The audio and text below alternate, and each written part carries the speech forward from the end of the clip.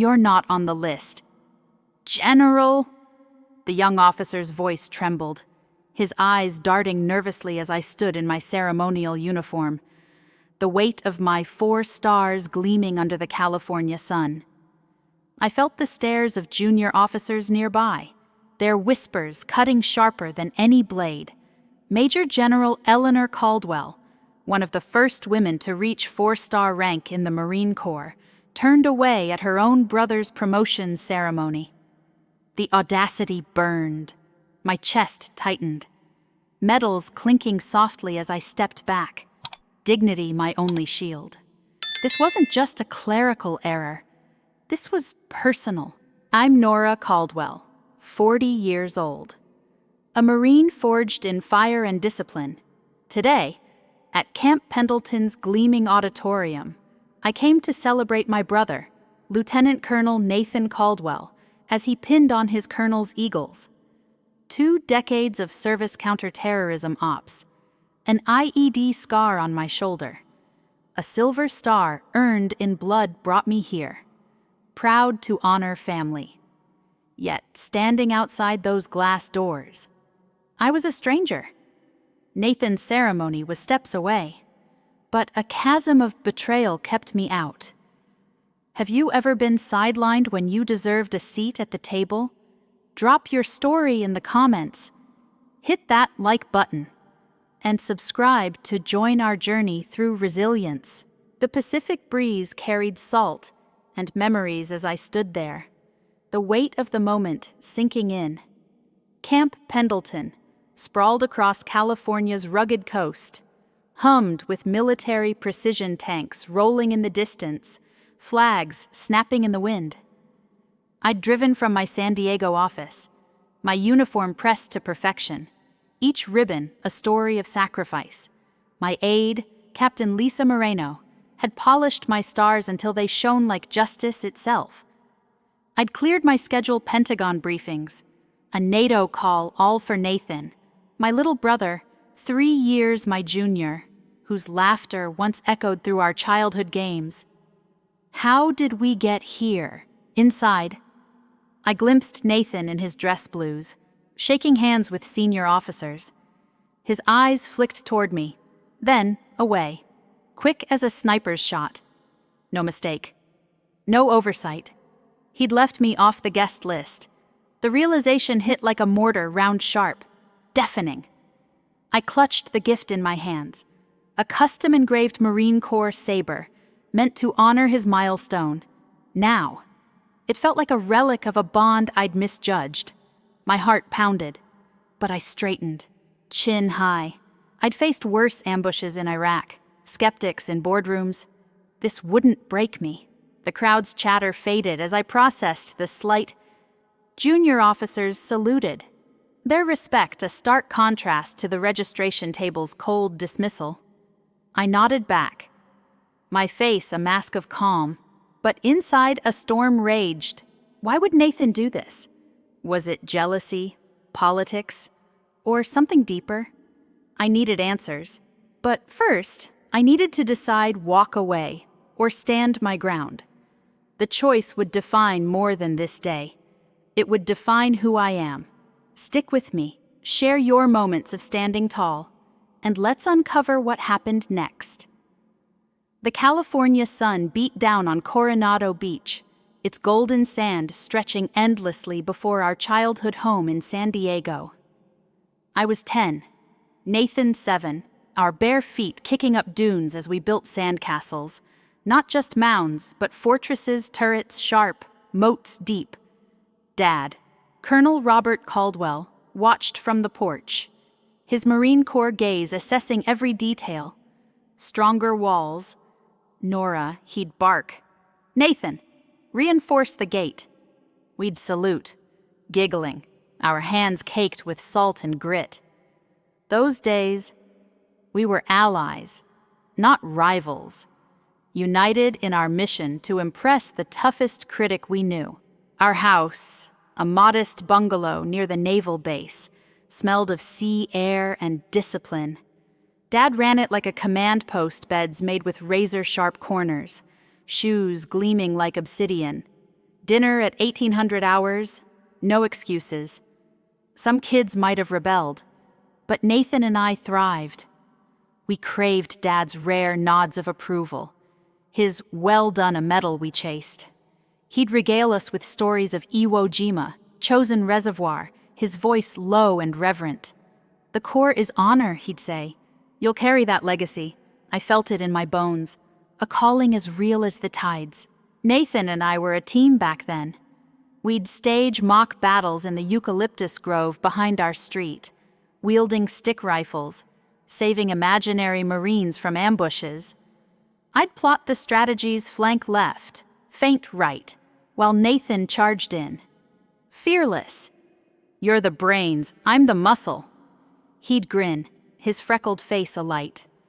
But one summer, at 12, I outsmarted him in a neighborhood capture-the-flag game.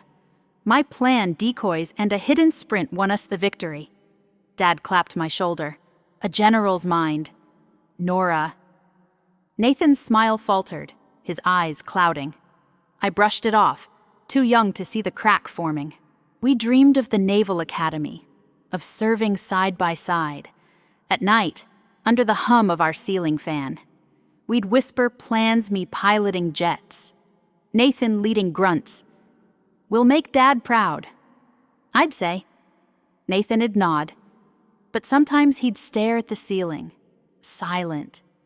I didn't know then that pride could curdle into envy. School days brought more signs. I aced math, led the debate team. Nathan struggled. His report cards, solid but unremarkable. You make it look easy. He'd mutter once, tossing his backpack down. I thought he was joking. I was wrong. By 16, I was packing for the academy. My acceptance letter framed on Dad's desk. Nathan, still in high school, stood at my door, arms crossed. Don't forget me when you're famous, he said, half smiling, half something else. I laughed, promising letters, calls. I didn't see the shadow in his eyes, the fear of being left behind. Those beach forts, our shared dreams, they felt eternal. But time and ambition have a way of eroding even the strongest walls. As I stood outside Nathan's ceremony, that childhood bond felt like a ghost, haunting me with what we'd lost. The Naval Academy's granite halls shaped me, each step echoing with purpose. At 18, I was Eleanor Caldwell Nora to friends a San Diego kid with a fire to prove herself. Annapolis was brutal, Air 400 Reveille, calculus exams, push-ups in freezing rain. But I thrived. My knack for strategy shone in war games, outmaneuvering classmates who underestimated me. Caldwell's a machine, my squad leader said, half awed, half wary. By graduation, I was a second lieutenant. My eyes locked on the stars, not the sky, but the ones on a general's shoulders. The Marine Corps became my crucible.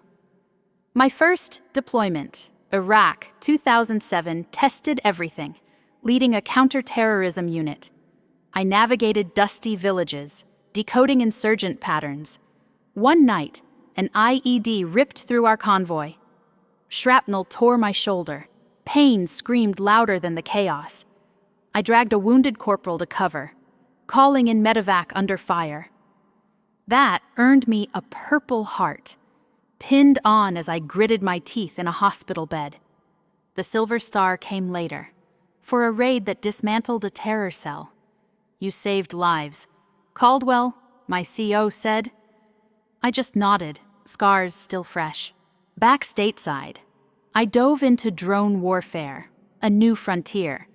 At Quantico, I developed tactics integrating UAVs with ground ops, cutting casualties. My briefs reached the Pentagon. Generals listened. By 30, I was a colonel, the youngest in my cohort. Skeptics, old-school brass, grumbled about tech toys and diversity pics. I ignored them, letting results speak. My innovations saved Marines. That was my truth. At 35, I pinned on my first star brigadier general. The ceremony in D.C.'s crisp autumn felt surreal. Dad's eyes glistened. Nathan sent a text. "Congrats. Sis." I didn't sense the strain in his words. Nathan's path was slower.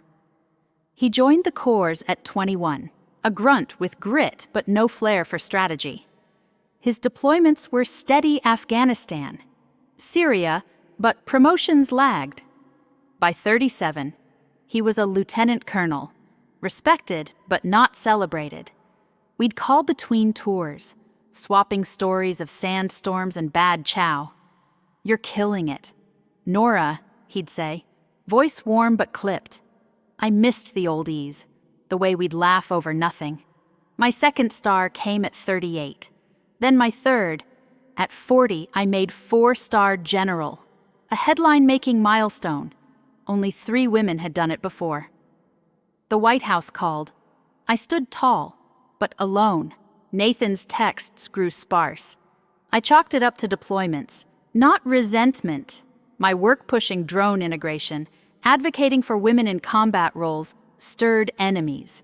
Traditionalists, led by Colonel Richard Hayes, called my reforms reckless. I pressed on, undeterred, but standing outside that Camp Pendleton auditorium, Nathan's snub cut deeper than any critic's jab. My stars, hard-earned, felt heavy. Had my rise cast a shadow too long for my brother to escape? The answer lay ahead, but first, I had to face the truth of what we'd become. The San Diego sky was bruised with clouds the day we buried Mom. Leukemia had stolen her fast, leaving a void no strategy could fill. I stood beside Nathan at the cemetery, our dress blues crisp against the gray. His hand found mine as I spoke her eulogy, voice steady but heart-cracking. "She taught us love is stronger than any battle," I said, eyes on her coffin. Nathan squeezed my fingers, a silent anchor. That night, in Dad's bungalow, we sat on the porch, passing a bottle of her favorite Merlot. "Mom always bragged about your stars," Nathan said, his voice soft but edged. I caught it a flicker of something bitter. "She was proud of you too," I replied, pointing to the scrapbook she kept of his deployments. He nodded, but his gaze drifted to the ocean, lost in shadows. We'd been close once. Nathan and I, letters during my Iraq tours, his calls from Syria, our voices bridged continents. "Don't get cocky with that silver star."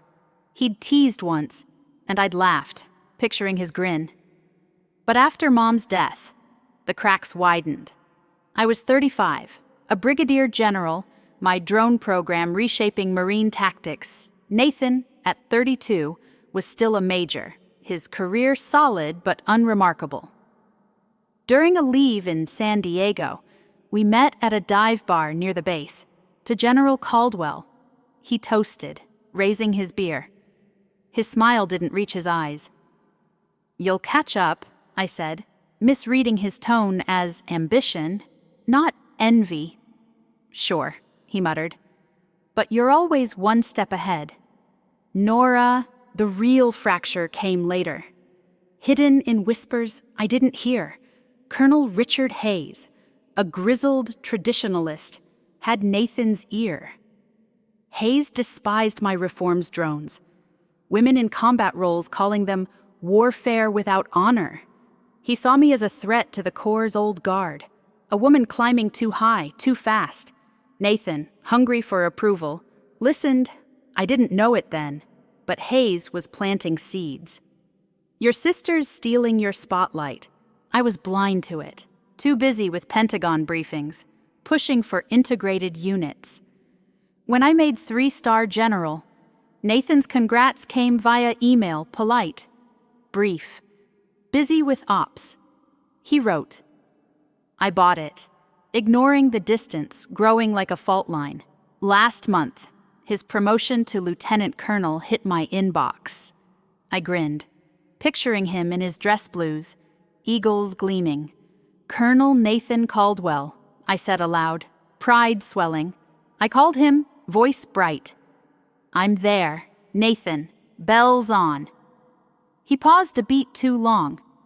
No need to rearrange your life. Nora, he said, his tone cool, like I was a duty, not family. I brushed it off, rescheduling a Brussels summit, delegating a drone demo. Family first, always. But now, outside that Camp Pendleton auditorium, the truth clawed at me. Nathan hadn't just forgotten me. He'd chosen to erase me, swayed by Hayes's poison. The saber in my hands, engraved for his honor, felt like a lie. What had I missed? And could we ever rebuild what was breaking? The Camp Pendleton auditorium loomed before me, its glass doors reflecting the California sun like a mirror of my resolve. I stood rigid, my ceremonial uniform, heavy with medals, the silver star, the purple heart, ribbons from Iraq and Syria, each a testament to battles fought, lives saved. But none of that mattered now. The young officer at the registration table, barely 20, fumbled with his tablet. I'm sorry. General Caldwell, he stammered, his face paling. Your name, it's not here. Not in the family section. Not VIP. Nowhere. His words hit like a sucker punch, sharp and disorienting. I kept my gaze steady, voice calm. Check again, Lieutenant. He did, his fingers trembling, but the screen offered no mercy. Around me, the crowd buzzed junior officers in crisp dress blues, families in Sunday best, photographers adjusting lenses. Their glances stung, curious, pitying. A 4-star general, one of the Corps' highest, turned away at her brother's promotion. The absurdity would have been laughable if it didn't hurt so damn much. Through the doors, I saw Nathan, his new colonel's eagles glinting as he laughed with senior officers. Our eyes met for a split second. I waited for shock, for him to rush over to fix this. Instead, he turned away, his back a wall. My stomach churned. This wasn't an oversight. This was intentional. I stepped aside, the engraved saber Nathan's gift clutched tight, its weight mocking my trust. Whispers grew louder, a hum of scandal. General Caldwell, not invited, I forced a nod to a passing major, her salute sharp, but her eyes wide with questions. My phone felt like an anchor in my pocket, but I needed clarity, not rage. I slipped into a quiet alcove, the ocean breeze faint through an open window, and dialed General Sarah Thornton, my mentor since Annapolis. Her voice crackled through, steady as ever. Nora, what's going on? I recounted the snub, my words clipped, betrayal seeping through. This isn't just Nathan, she said, her tone steel. Someone's playing games. Don't let them erase you. Her words ignited something, not anger, but purpose. I looked at the saber. Its inscription, Colonel Nathan Caldwell, duty and honor, duty, honor. Had Nathan forgotten what those meant? Or had Colonel Richard Hayes, with his anti-reform venom, twisted my brother's heart? The crowd's chatter faded as I weighed my choices. Walk away. Let this wound fester in silence, or stand tall, reclaim my place. My stars weren't just metal. They were my truth, earned through blood and grit. I wouldn't let them dim. I straightened, my decision clear. This wasn't about revenge. It was about principle. The auditorium doors beckoned, Nathan's ceremony unfolding without me. But I wasn't done here. Not yet. Have you ever faced a moment where you had to choose between retreat and resolve? Share it below. And stay with me as I take my next step. The California sun dipped low, casting long shadows across Camp Pendleton as I drove back to the auditorium. My resolve hard as steel. I'd changed into my full ceremonial uniform at a nearby coffee shop, the kind of regalia that stops conversations. 2 rows of medals, silver star, purple heart, Distinguished Service Medal crossed my chest, a tapestry of sacrifice. My 4 stars burned on each shoulder, catching the light like a challenge. Captain Lisa Moreno, my aide, had driven like a bat out of hell to bring it. "You're a force general," she'd said, handing me the uniform. I adjusted my cover, catching my reflection in the car window. This wasn't about vanity. This was about truth. I timed my return for the ceremony's transition, Nathan's speech starting, the formal pinning done. The base gate guards snapped to attention, their salutes crisp as they recognized my stars. "General Caldwell, welcome back," the senior guard said, voice tight with respect.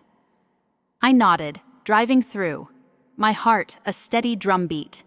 The auditorium's west entrance, reserved for officers, awaited. A corporal guided me to a parking spot, his eyes wide at my uniform's weight. Every ribbon, every star told a story. IEDs survived. Lives saved, barriers broken. I wouldn't let Nathan's betrayal erase that. Inside, the air hummed with anticipation. 300 attendees, officers, families, dignitaries filled the seats, their murmurs a low tide. Nathan stood at the podium, his new colonel's eagles gleaming, mid-sentence about tradition and duty. I stepped through the side door, Captain Moreno 2 paces behind, and the room shifted, heads turned, whispers erupted like sparks. "General Caldwell," someone hissed. Nathan faltered, his eyes locking onto mine across the distance. For a moment, he froze, his face a mix of shock and something darker guilt. Maybe. I kept my expression neutral, chin high, and walked down the center aisle, each step deliberate. Junior officers stood, saluting as I passed. I returned each one, my medals clinking softly. A front row seat opened, someone scrambled to offer it, and I took it, directly in Nathan's sightline. He resumed his speech, voice tighter now, preaching about the Corps' timeless values. The irony wasn't lost on me. His words, praising tradition, felt like a jab at my drone reforms, my push for change. I sat composed, a 4-star general in full glory. My presence, a silent rebuke. General Michael Grant, presiding officer, caught my eye from the stage, his nod subtle but approving. When Nathan finished, Grant stepped to the podium. "We're honored by an unexpected guest," he said, voice carrying, "General Eleanor Caldwell.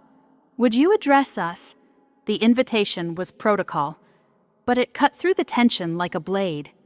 Nathan's jaw tightened as I rose, passing him on the steps. "Colonel," I said, nodding professionally. He returned it, stiff as stone, at the podium. I faced the room. "Thank you, General Grant. I'm here to honor Colonel Caldwell's achievement." I turned to Nathan, my voice clear. Our family's legacy duty. Integrity lives in his service. But the Corps thrives by evolving, balancing tradition with progress. Leadership demands both. Applause swelled, sharp and fervent. I stepped down. My point made, Nathan's day wasn't mine to steal, but my stars. They'd never shine brighter. The auditorium's applause faded as I stepped into the reception hall, the clink of crystal glasses and the string quartet's soft notes filling the air at Camp Pendleton. Officers and families mingled, their chatter a polite hum, but I felt the weight of every glance. My ceremonial uniform, with its 4 stars and rows of medals, drew eyes like a beacon. I nodded to a passing lieutenant colonel, his salute sharp, but my mind was elsewhere. Nathan's speech, his pointed words about tradition, echoed in my head. He was avoiding me, circling the room, always just out of reach. This couldn't wait. Dad found me near a display of Marine Corps flags, his face etched with frustration. Enough games. Nora, he said, his voice low, whiskey rough, you and Nathan need to talk. Now, before this festers into something uglier. I nodded, my jaw tight. He was right. The longer this hung, the worse it'd get. He pointed to a side door. Small conference room, down the hall. I'll get him there. I made my way through the crowd, ignoring the curious stares, and slipped into the room. It was stark, bare table, a few chairs, a window framing the darkening California sky. I set my cover down, the engraved saber for Nathan beside it, and waited. Minutes later, Dad ushered Nathan in, his new colonel's eagles catching the fluorescent light.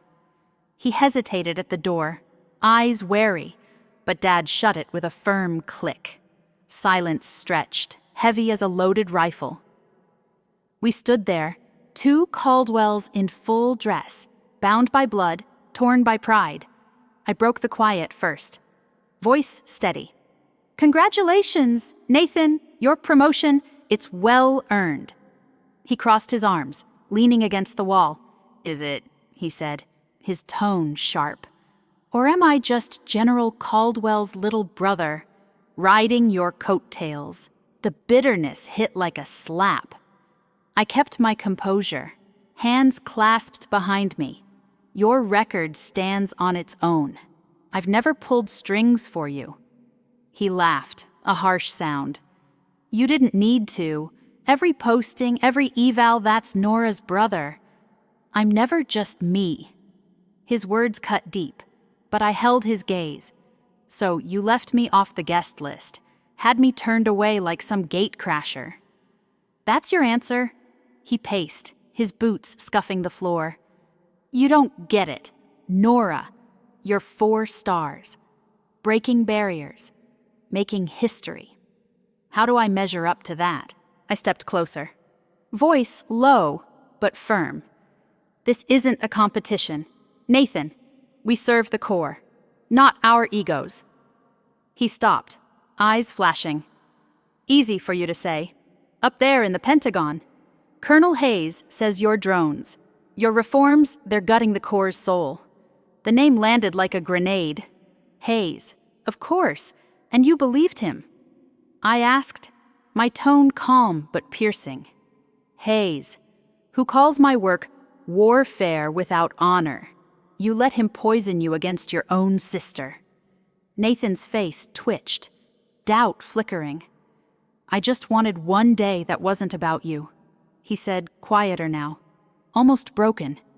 I touched the saber on the table, its inscription mocking us both. If I were any other 4-star, would you have done this breached protocol, disrespected the chain of command? He didn't answer. His silence, a confession. This isn't just personal, I said. You compromised integrity. Ours.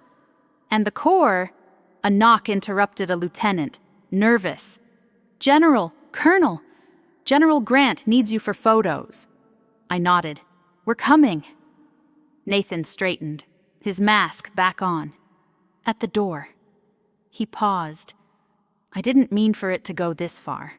He muttered. It wasn't enough, but it was a start.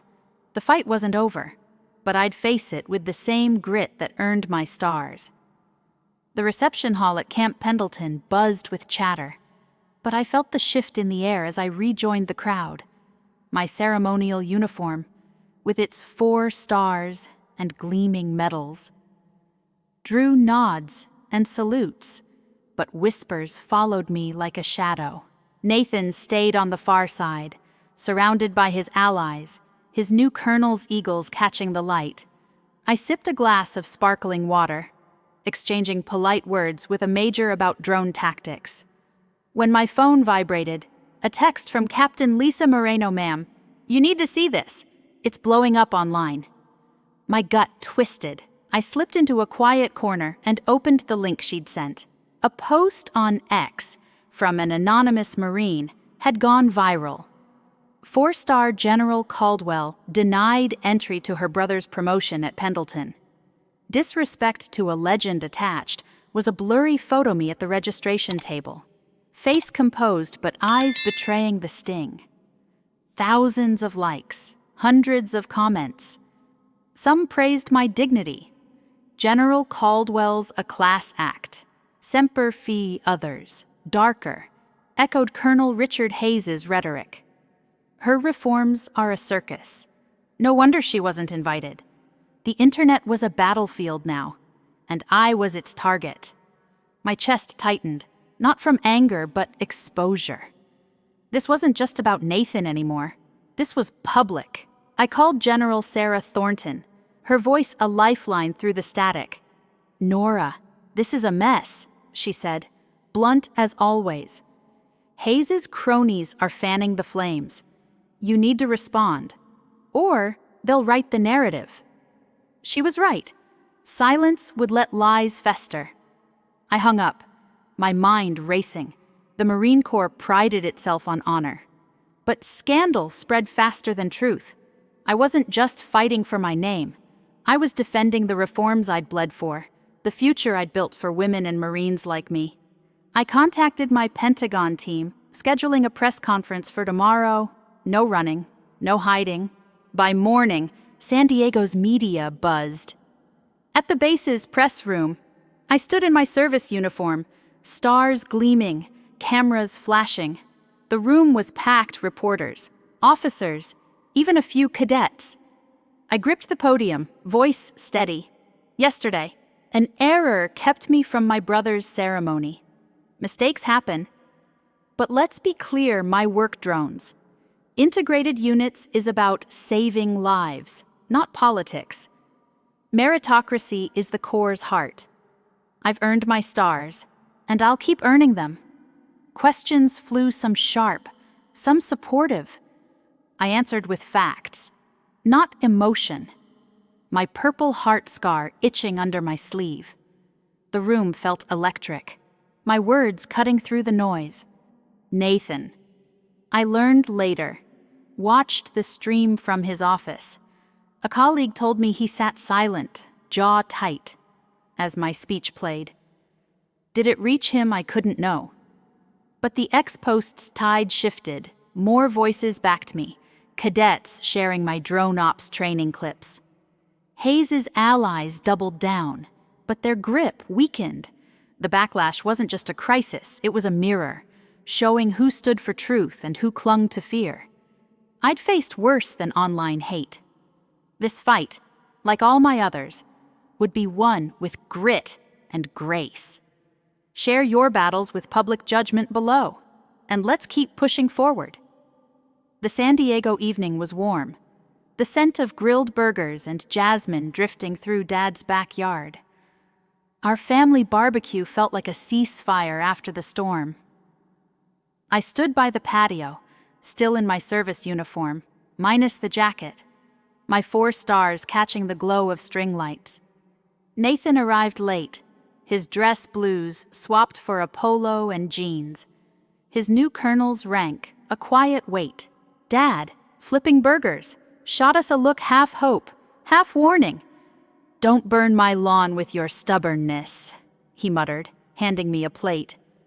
I smiled, but my eyes stayed on Nathan, circling the cooler, avoiding me. The ex-post fallout lingered, its ripples still shaking the Marine Corps. My press conference had quelled some noise, but whispers followed us both. Nathan, the brother who snubbed a general.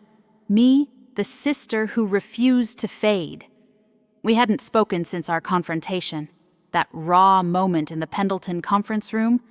I wanted to bridge the gap, but trust, once cracked, mends slowly. I set my plate down and walked over, voice low. "Nathan, can we talk?" He froze, then nodded, grabbing a beer. We stepped to the yard's edge, the ocean's murmur faint in the distance. "I'm sorry." "Nora," he said finally, staring at the grass. "Hayes." He got in my head, said your reforms were stealing focus from real Marines. I let it twist me. His voice broke, raw with shame. "I didn't just hurt you. I betrayed the Corps. I exhaled, the weight of his words settling. We're Caldwells. I said, we compete, we fight, but we don't erase each other. He met my eyes, his own glistening. I've requested a transfer to Quantico. New unit, clean slate, away from Hayes. I nodded, pride flickering. That's a start. Command with your heart, not his. Weeks later, we stood shoulder to shoulder at General Michael Grant's retirement ceremony in D.C. The Pentagon's courtyard gleamed with flags, the air thick with tradition. I wore my ceremonial uniform. Nathan, his dress blues, his colonel's eagles sharp. We greeted colleagues together, my wife, Claire, at Nathan's side, her smile easing the tension. No awkward silences, no forced distance. Officers noticed, their nods approving. The Caldwells are solid, a major whispered nearby.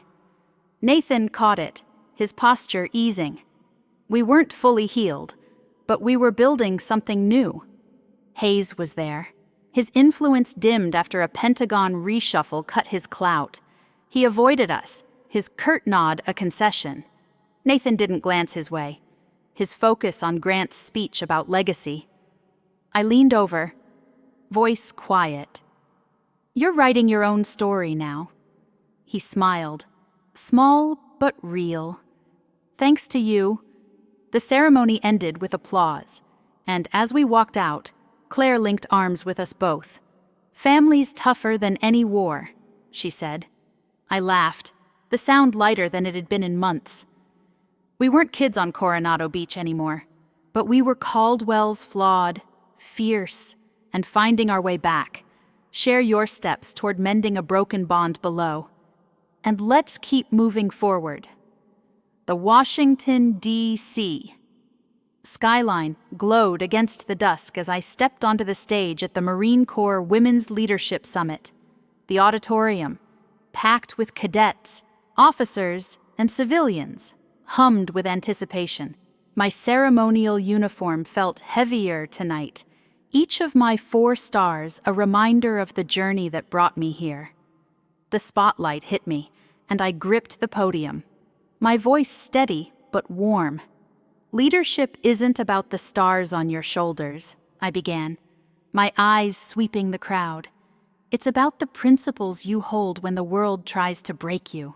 I shared my story, not just the snub at Nathan's ceremony, but the scars behind my medals, the battles fought in Iraqi dust and Pentagon boardrooms, at Camp Pendleton.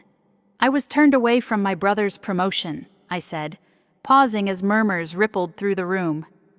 But I walked back in, not for pride, but for integrity, because true leadership stands firm, even when it hurts.